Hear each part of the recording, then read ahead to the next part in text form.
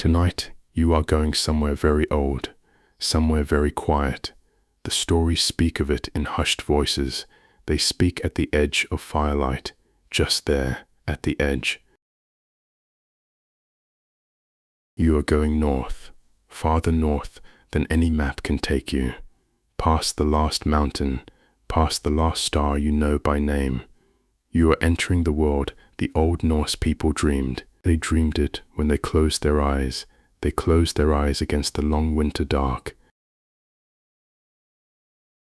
You are going to Asgard, the home of the gods.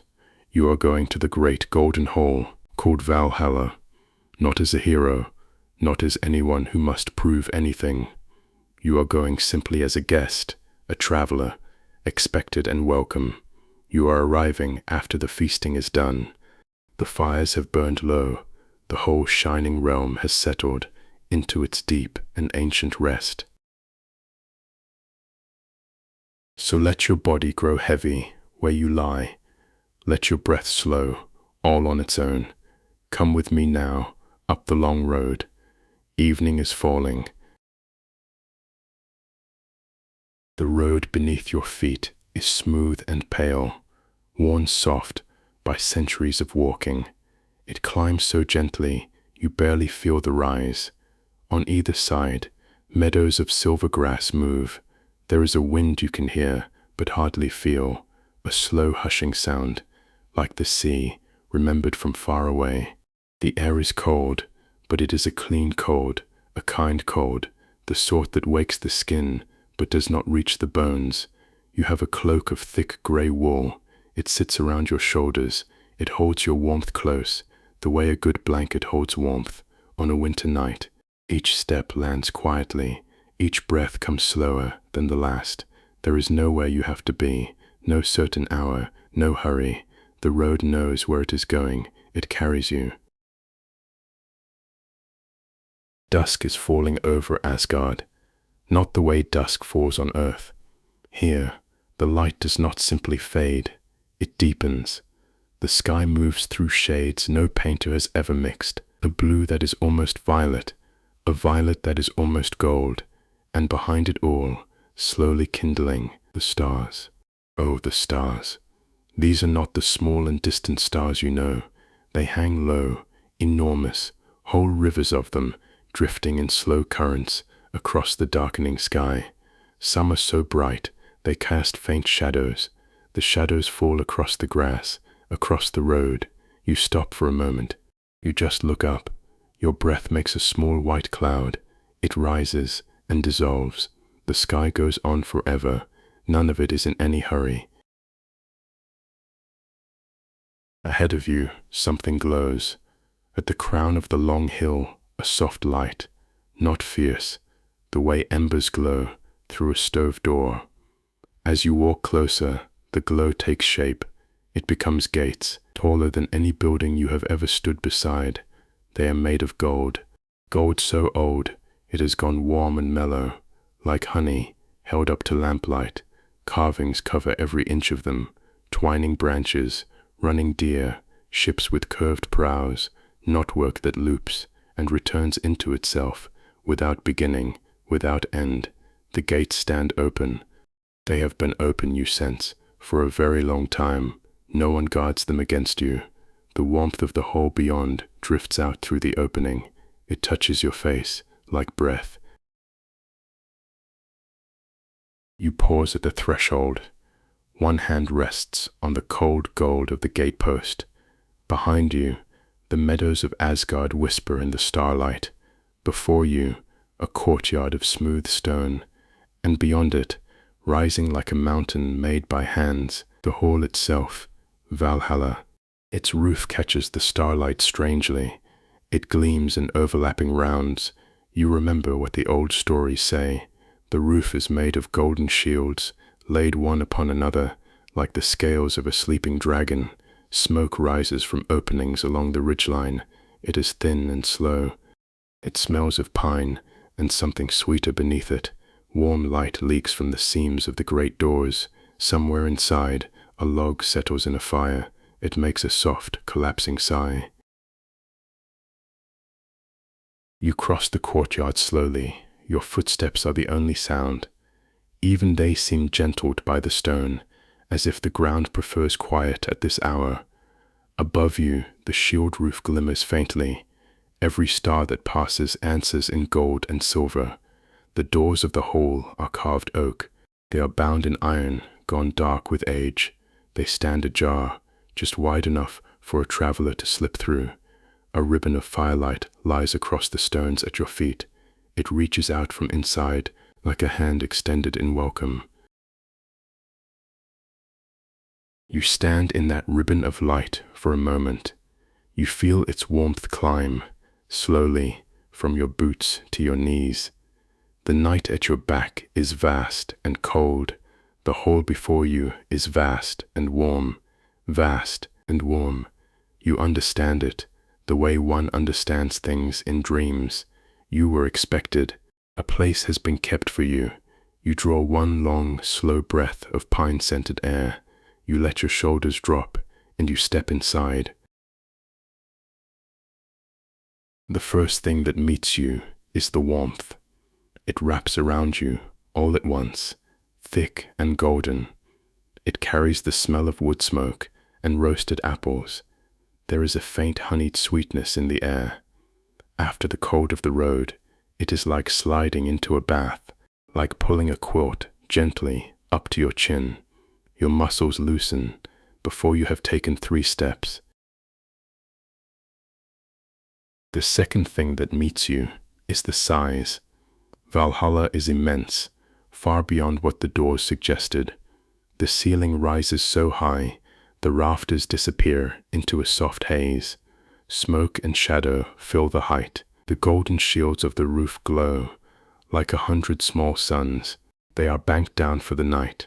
Rows of carved pillars march away into the dimness. Each one is thick as an ancient oak. Each one is carved with stories, stories you could spend a lifetime reading. The feast is over. That is the great mercy of the hour. The long tables are being cleared by no one. They run away from you, into the firelit distance, like roads. They simply rest, scattered with drinking horns and wooden plates. Benches are pushed back at easy angles. Everything holds the shape of laughter that ended an hour ago. Quiet now, just the echo of it, somewhere in the dark. Down the center of the hall, a chain of great hearths burns low. Each one is a bed of orange embers, breathing slowly. A fine gray ash covers them. Every so often, an ember pops, a small bright tick. The sound travels up into the rafters and is gone. Here and there, the Einherjar are resting. They are the chosen ones, Odin's honored guests, broad shoulders, furs and firelight, most of them asleep. One lies stretched full along a bench, his cloak for a pillow. He breathes in a deep, unhurried rhythm, slowly and again. 2 others sit near the farthest hearth. They speak in voices so low, their words reach you only as a murmur, rising and falling, rising and falling. It is the most peaceful sound in the world, the sound of old friends with all the time there is. One of them laughs quietly at something, a warm sound folded gently away into the hush. No one looks up at your entrance. A gray-bearded man near the door opens one eye. He takes your measure. He nods once, slowly, kindly. Then he closes it again. You are known here. You belong. You walk the length of the hall, unhurried. Your fingers trail along the smooth, worn edge of a table. The wood is warm from the fires, polished glassy by ages of hands. Beneath your feet, the floor is laid with rushes and soft hides. Your steps make almost no sound at all.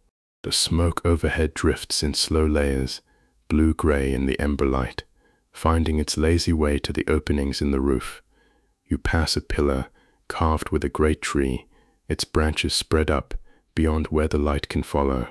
You rest your palm against it for a moment. The wood is warm. Everything here is warm. Near the center of the hall, you find a place, a bench drawn close to one hearth. A fur is thrown over it, thick and silvery, soft as deep snow. Beside it sits a drinking horn, filled with warm spiced mead, still faintly steaming. You sit, the fur gives beneath you, warm as summer. You wrap your hands around the horn. Feel the heat soak into your fingers, into your palms, up through your wrists. When you drink, the taste is honey and cloves, something like the memory of meadow flowers. The warmth moves down through your chest, slowly, like a hand smoothing a wrinkled cloth. You lean back, let your eyes travel up, past the smoke, to the golden roof. The shields catch the ember light. They hold it, glowing faintly, endlessly. A ceiling of quiet gold, above a floor of quiet fire. Somewhere far down the hall, one murmuring voice falls silent, then the other. You hear a bench creak.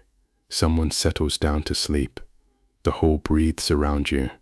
The fires, the sleepers, the slow smoke. One enormous ancient creature at rest, and you are inside its warmth, small and safe, your shoulders sinking lower with every breath. It is some while later. You couldn't say how long. Time in Valhalla moves like honey. You become aware of being watched, not in any way that quickens the pulse. The mildest sensation, like sunlight resting on your neck. You lift your gaze slowly, up along the nearest pillar, up into the smoky dark of the rafters, and there, on a broad beam directly above your hearth, two ravens, enormous and glossy, perched side by side, their feathers fluffed against the night.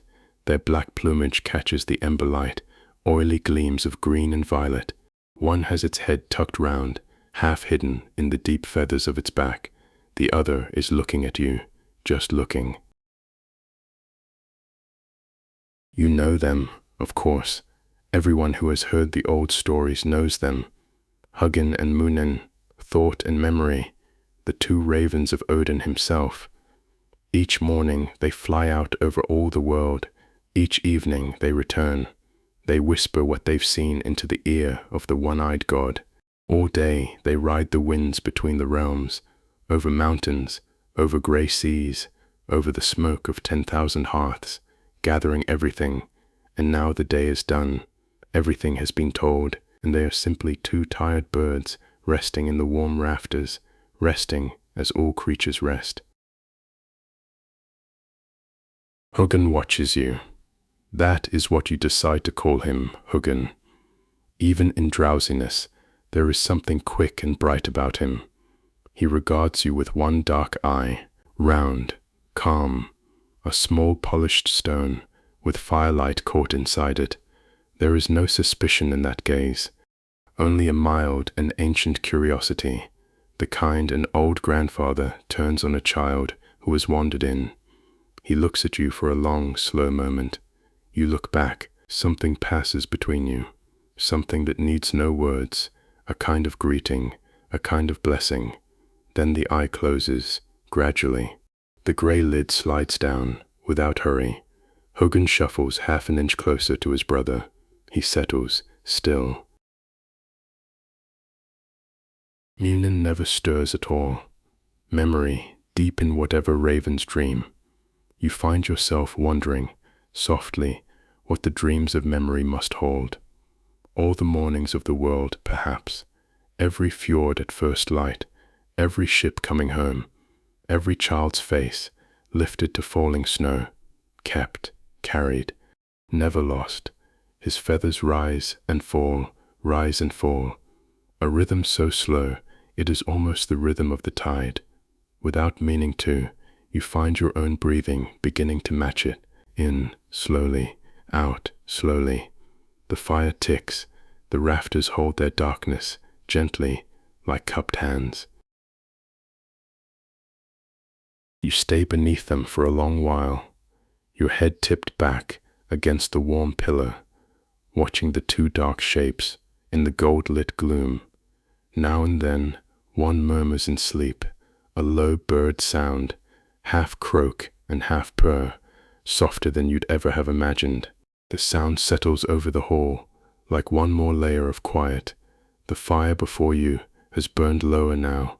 The embers have gone from orange to deep rose red, breathing light and shadow across the floor. The hall around you has grown very still. You can hear the shields of the roof cooling. Faint metallic whispers far above, gold relaxing into night. Thought sleeps, memory sleeps, and it comes to you, sitting there in the warmth. This is what true rest is. The hour when even thought and memory fold their wings, tuck their heads beneath the soft dark. Let the world keep itself for a while. You don't need to think tonight. You don't need to remember. The ravens are doing the sleeping for all of it. Up there in the rafters of the oldest hall in any world, you rise from your bench, slowly, quietly, drawn by a wish to see the night itself before you sleep. Above you, neither raven stirs. You slip out through a small side door, one made for quiet comings and goings. The night of Asgard receives you gently. The cold is there again, clean and mild against your face, but the warmth of the hall has soaked deep into you, into the wool of your cloak, into the center of your chest. It travels with you, like a lantern carried under the ribs. The courtyard stones are silvered with starlight. The great realm around you lies sleeping. You can see the shapes of other halls, far in the distance, dark and dignified against the sky, each with a thread of smoke rising from it, each holding its own hush. Nothing moves. Even the wind has lain down somewhere in the silver grass. And then you lift your eyes past the halls, past the hills, to the horizon, and you see it.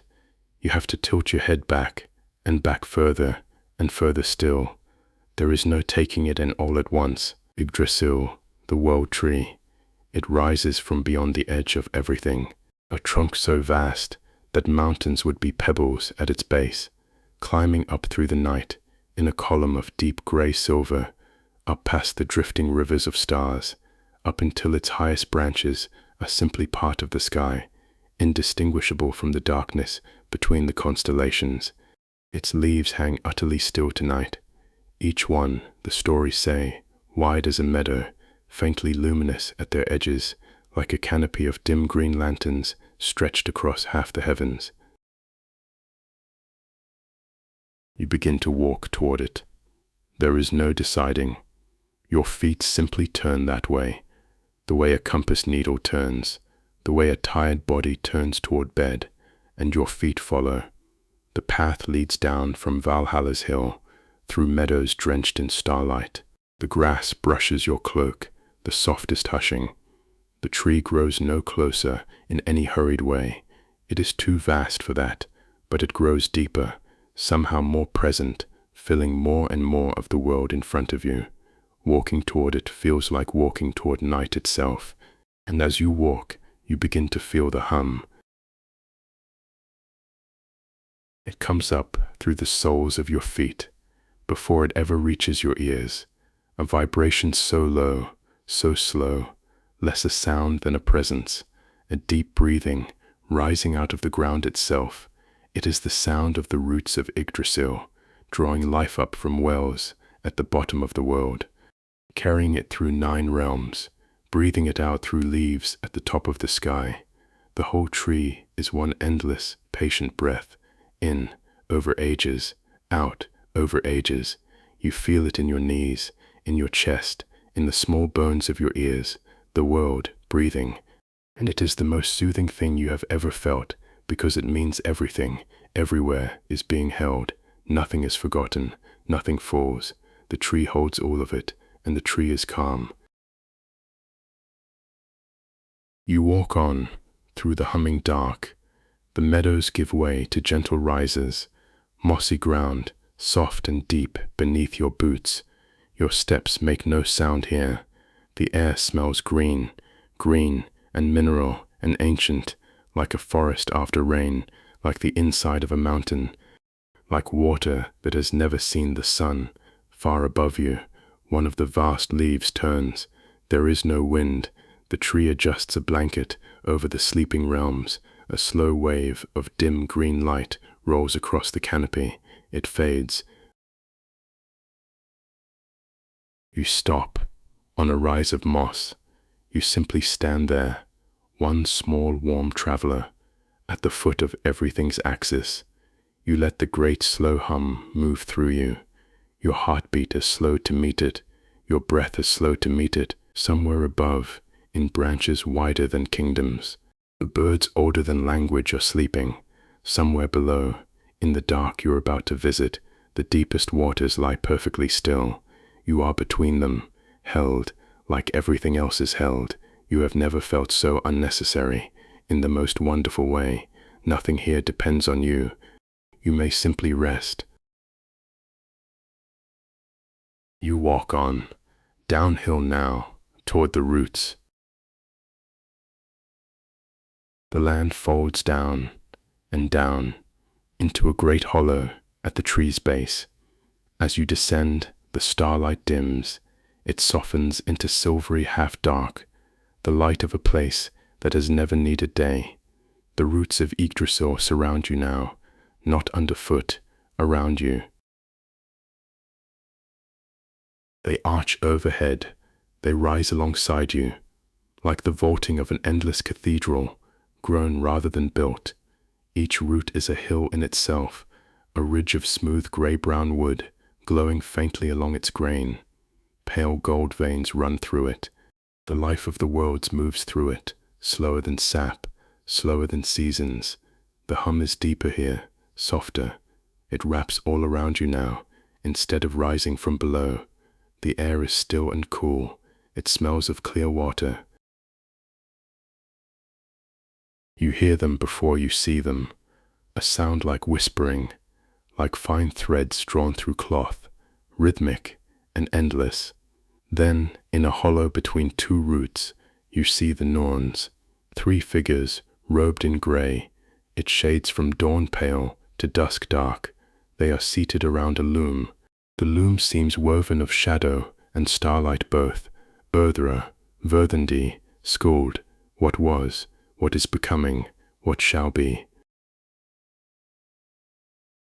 The hands move without haste. They draw threads that glimmer faintly as they pass. They lay them into a weave, too vast and fine for any eye to read whole. They do not look up at you. They do not need to. Your thread is already in their weaving. It has always been in their weaving. Their calm is the calm of those who know that everything is exactly where it belongs. You are still. You are here. You are held. You do not disturb them. One does not disturb the Norns. Besides, there is nothing to ask. You watch from a respectful distance. You watch the way one watches snowfall, the endless soft repetition of it, thread over thread, over thread, the quiet click of the loom. It is like a slow clock. It keeps the time of the universe. The watching makes your eyelids heavy. Then you turn. You follow the curve of the nearest great root. You come around its shoulder, and you find the thing you truly came here to see. The Well of Urðr lies before you. It is wide as a small lake. Pale smooth stones ring it, and it is still, still, in a way you have never seen water be. Not one ripple, not one tremor. Its surface rests so perfectly. At first you do not understand. You think, is this water at all? You think a piece of the night sky laid into the ground. That is what it holds. The stars, every river and current of them, every vast, slow constellation of the Norse heavens, reflected without a single flaw. The well is not a mirror of the sky. It is a second sky. A sky you could reach down and touch, resting quietly at the roots of the world. You come to the edge. You lower yourself down onto the smooth stones. You fold your cloak beneath you, and you sit. You look down into the reflected heavens. It does strange, gentle things. Your sense of up and down softens. Stars above you, stars below you. You are suspended between two skies. You rest on a thin shore of stone, at the center of everything. The sensation is not dizzying, it is cradling, the way a hammock cradles, the way deep water holds a floating body. You watch a slow river of stars. It drifts across the well's dark surface. Whole minutes pass to move a hand's width. Your thoughts begin to drift at the same speed, loosening, spreading out, going dim and lovely at the edges. The Norns loom whispers on, somewhere behind you, patient as rain. The great roots hum their one endless note. The water gives off a coolness, not cold, a freshness that you breathe in, like the first breath after waking, except it carries you the other way, toward sleep, toward the deep and dreamless places. You could stay here forever, you think. Perhaps some part of you will, but the night has one more wonder. You feel it calling from above, a faint shimmer at the rim of the hollow. Slowly, so slowly, you rise. You climb the mossy slope back toward the open night, leaving both skies sleeping behind you. You see the glow before you crest the hill, a soft radiance lying along the horizon. When you reach the top, there it is. Your breath goes quiet in your chest. Bifröst, the rainbow bridge. By day, the stories say, it burns, every color fire has ever dreamed of. But this is night, deep night. The bridge has banked itself. Like the hearths of Valhalla, it has settled. Its colors are muted now, tender, half asleep, rose and faded gold, seafoam green and dusty violet. A broad ribbon of color laid across the darkness, like the northern lights, lain down to rest. It springs from the meadow, not far from where you stand. It arches out over an abyss, soft cloud below, starlight above, away toward the distant, sleeping world of men, so far off. Its far end dissolves into the general shimmer of the night. You walk down to where the bridge begins. Its surface isn't what you expected. It looks like light, but it bears you like stone, smooth, faintly warm. The texture underfoot is like polished glass over deep water, and it hums. The moment your boot touches it, you feel it. The hum rises into you, higher and finer than the hum of the great tree. Where Yggdrasil breathes in a bass below hearing, Bifröst sings in a hush above it, a crystalline shimmer of a sound, like a wet finger circling the rim of an enormous glass, so faint you feel it in your teeth and your fingertips more than you hear it. But two hums together, tree below, bridge above. They hold the whole night between them, like a cord. A little way along the bridge, a figure stands. You know him at once. Heimdall, the watchman of the gods, tall and very still. His cloak is the color of moonlit frost. His great horn hangs silent at his side. His golden eyes are turned outward, out over the gulfs of the night. They say he can hear the grass growing in the meadows far below.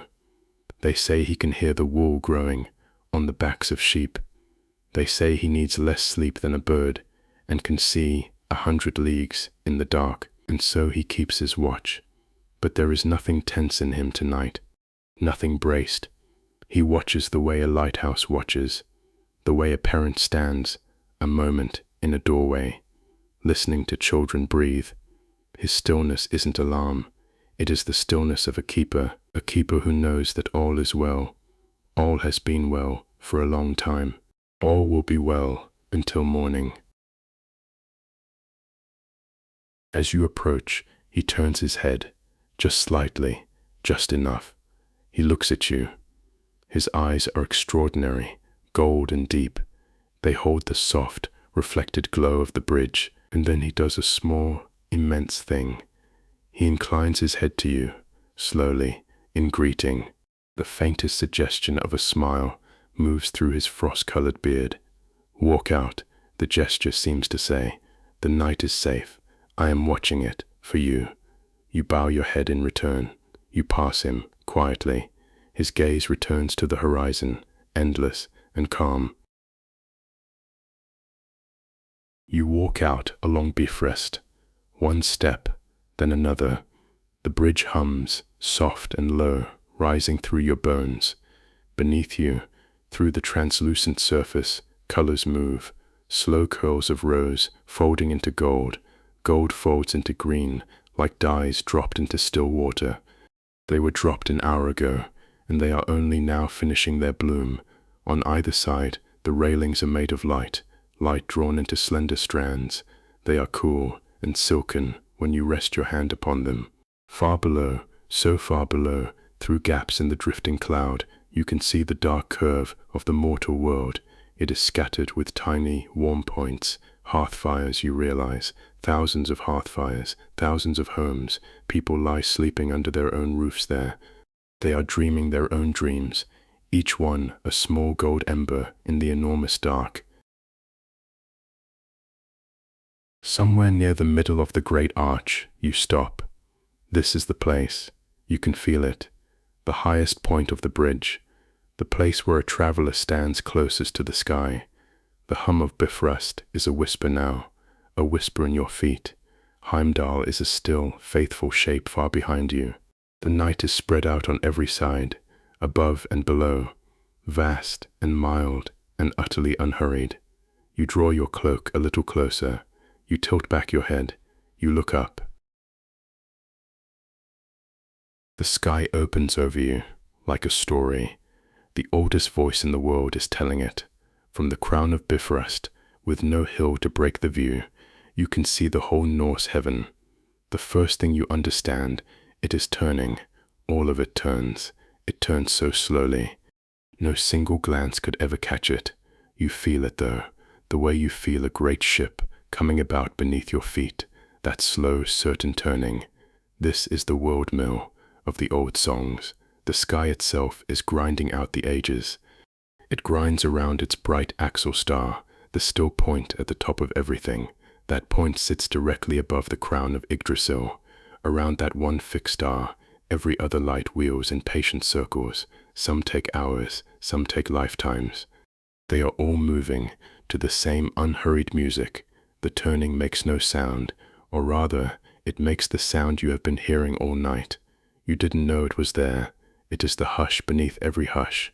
It is the silence that all other silences are made of. The stars here are close enough to have character. They have warmth. They have personality. The old people said they were sparks, struck from the fire realm at the making of the world, watchfires of the sky giants, kindled on the ramparts of the dark. You can see it. Some stars burn steady and golden. They are like lamps in farmhouse windows.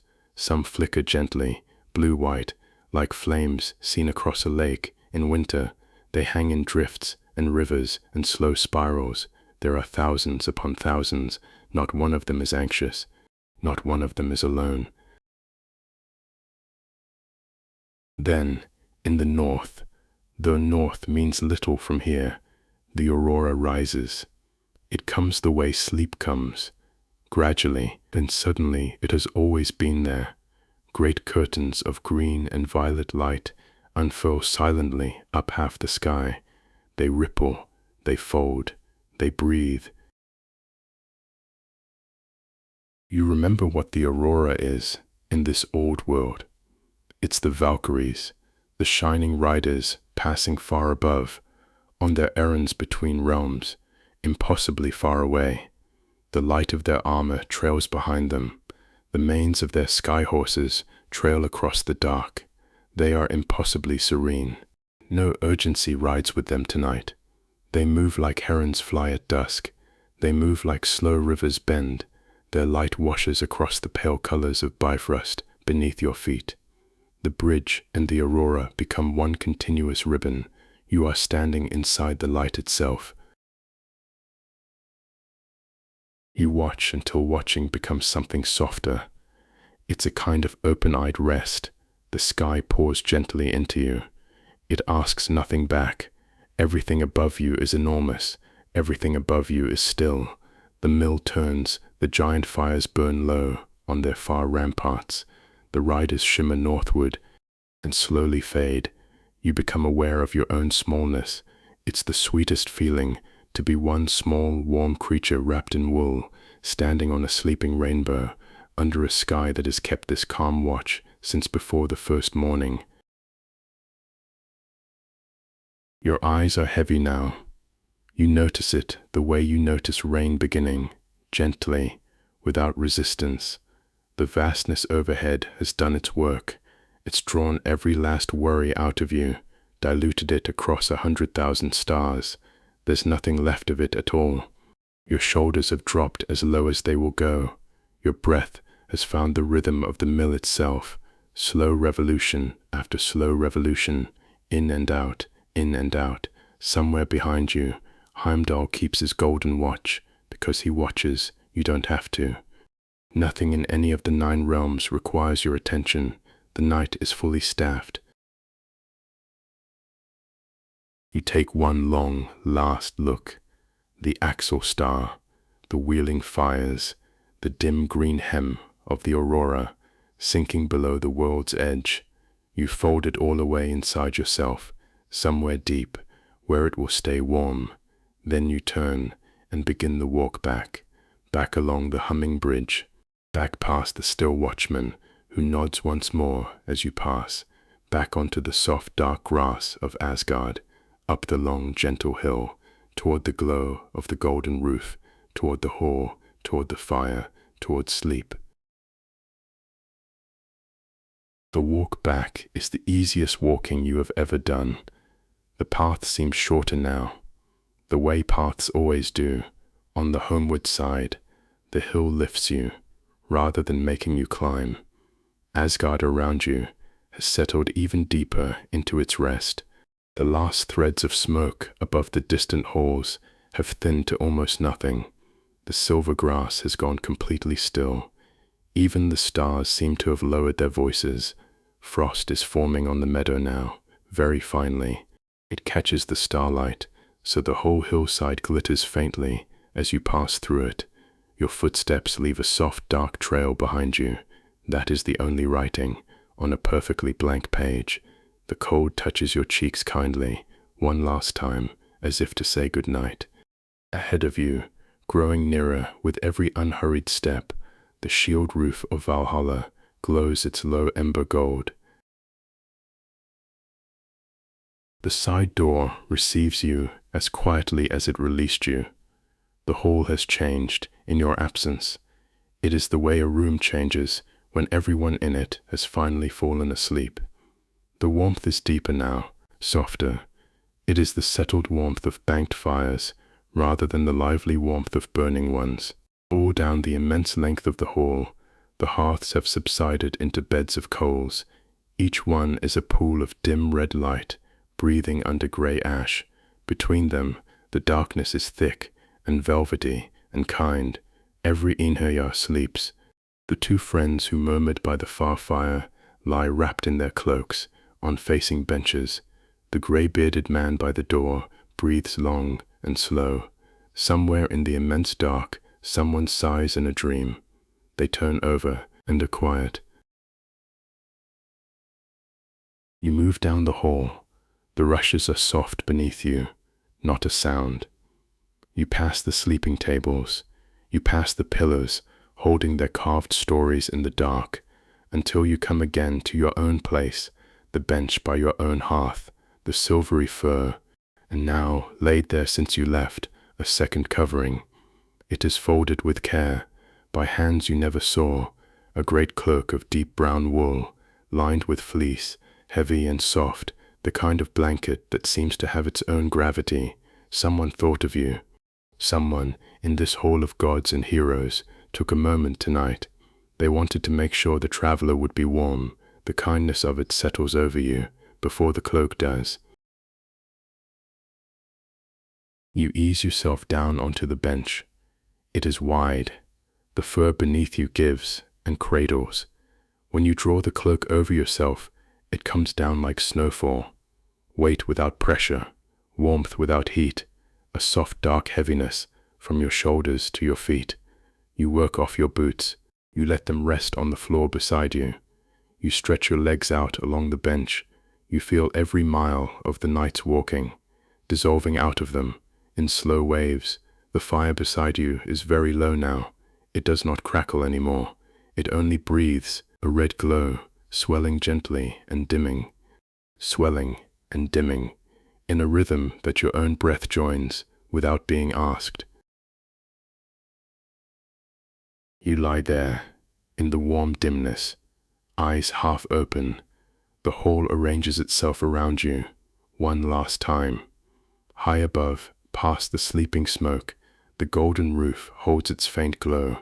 It gathers the light of all the embers below, one soft, continuous shimmer. A lid of quiet gold on a vessel full of sleep. The rafters are lost in darkness, but you know what rests up there. Two black shapes, side by side, thought and memory, feathers fluffed, heads tucked away. Knowing it is like knowing there is a lock on the door and a fire in the stove. The last small certainty a body needs before it lets go. Your thoughts have grown very simple now. Warm, they say, soft, here. The images of the night drift past, behind your eyes, without order, without urgency. The well of stars, the pastel bridge, the slow riders in the north, the whispering loom, the vast still leaves, each one rising, glowing gently and sinking away, like an ember settling into ash. You are not holding on to any of them. You are not holding on to anything at all. The bench holds you, the cloak holds you, the hall holds the cloak, and Asgard holds the hall, and the great tree holds Asgard, roots humming, their one endless note beneath everything, held and held and held. Your eyes close. The deep quiet has come now. Almost nothing is left to tell. Almost nothing moves. This is the deepest hour in Valhalla, the hour with no name, when even the embers rest. In your hearth, a single coal remains, one small ember, red and gold. At the center of all that gray, it pulses, so slowly, so faintly. Its light is less like light now. It is more like the memory of light. Each time it brightens, the glow reaches out. It touches the edge of your bench. Each time it dims, the soft dark folds back in. This is the whole activity of the world now. One ember, breathing. Everything else is warmth and weight and the long, slow tide of your own breath beneath the fleece. Somewhere beyond the wall, at the head of the hall, there is the high seat, the innermost chamber, and the presence of the All-Father himself, Odin, old beyond old, wise beyond any weighing. You sense him more than know him, keeping whatever vigil he keeps at this hour, or sleeping the deep still sleep of mountains. You cannot see him, you do not need to. His presence comes through the wall, the way warmth comes through a wall, from a fire in the next room, a fatherly weight in the silence, a kindness in the very timbers. The hall is watched over from within. The night is watched over from the bridge. Every direction is kept, every door is minded. You may set the whole world down now. It is being carried. You drift and breathe. The dark is kind. You are still. You are here. You are safe. Far above, in the black rafters, the ravens have tucked their heads beneath their wings, both of them now, thought and memory alike, two soft dark rounds of feather rising and falling, in perfect time, Thought has stopped thinking, memory has stopped remembering, and you, wrapped in wool and fleece and firelight, are following them down, wing over eyes, into the place beneath all thinking, beneath all remembering. Your body has grown so heavy on the bench, you can no longer tell where the fur ends and you begin. Your breath is very long now, very slow, arriving and departing on its own, needing nothing from you, nothing at all. The hum of the great tree is still there, at the floor of everything, the world breathing, ages in, ages out. You do not hear it anymore. You have become part of it. Each breath you take is one small eddy in that vast old tide. The tide is going out now, drawing you with it, smooth and dark and warm, away from the shore of waking, out into the deep still water, where the stars are reflected.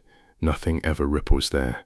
The ember brightens once more, faintly, dims. The gold roof holds its dim glow over 300 sleepers and one traveler. The frost writes silently on the meadows outside. The mill of heaven turns its slow degree. Warm, held, still, the ember settles, its light lowers and lowers, gentle as an eyelid, until it is only a soft red thought at the heart of the ash. Then only the warmth where the thought had been. The whole breathes out, long and low. Nothing answers, nothing needs to. And sleep comes for you, the way the tide comes to a quiet northern shore, not arriving exactly, but simply rising, slow and inevitable, one soft, dark inch at a time, until it has covered everything, carried everything. There is no traveler now, no bench, no hall, only warmth without edges, breath without effort, the great kind dark, holding you, all the way down into rest. Sleep now. All is well in Valhalla. All is well.